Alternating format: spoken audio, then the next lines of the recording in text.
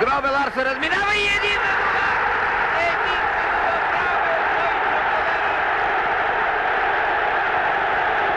80-та минута! Минутата, която чакаме толкова дълго време. Ливърпул, ЦСКА Септемврийско знаме 1-1. Продължителното надмощие се увенча с успех, макар и след малка грешка на ливърпулската защита. Младенов, 80-та минута, 1-0. Виждате топката как безпрепятствено влиза в мрежата на Гробелар. Йончев към Велков. Много добре на Томанов. И 2-1, отлично, браво! Да вярваме или да не вярваме, 2-1 за ЦСКА Септемврийско знаме.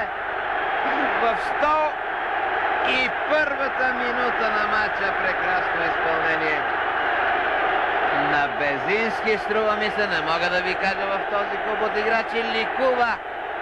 Ликува стадиона. Ето повторението. Велков центрира.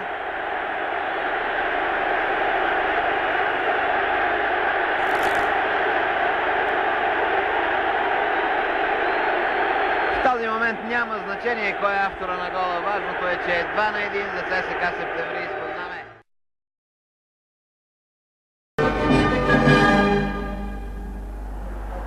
С номер 5 Ауген Тауер скочи много високо. Стойчо Младенов.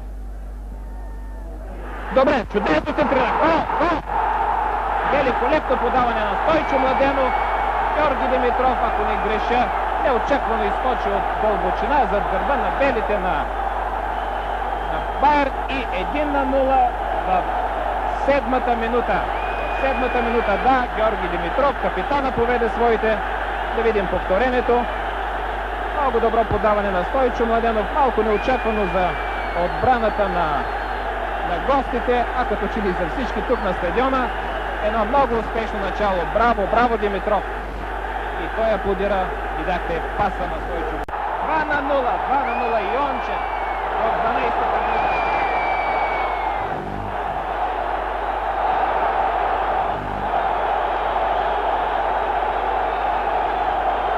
Ще видим повторението, да изживеем радостта и с публиката, с играчите на ЦСКА.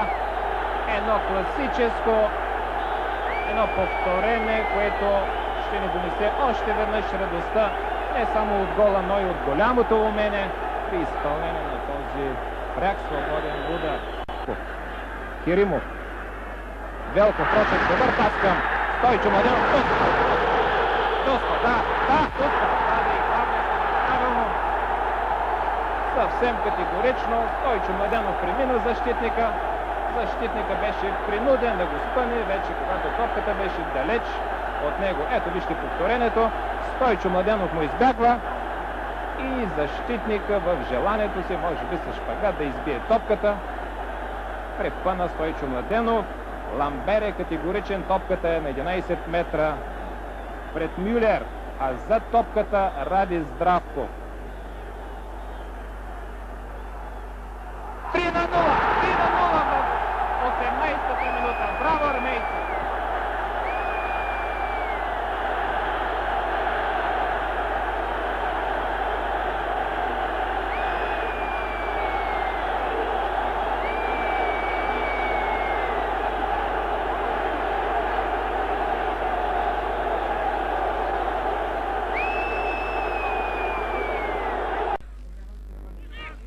Погрешно върна Дремер. Стойчо Младенов. Здравков не очакваше. Йончев!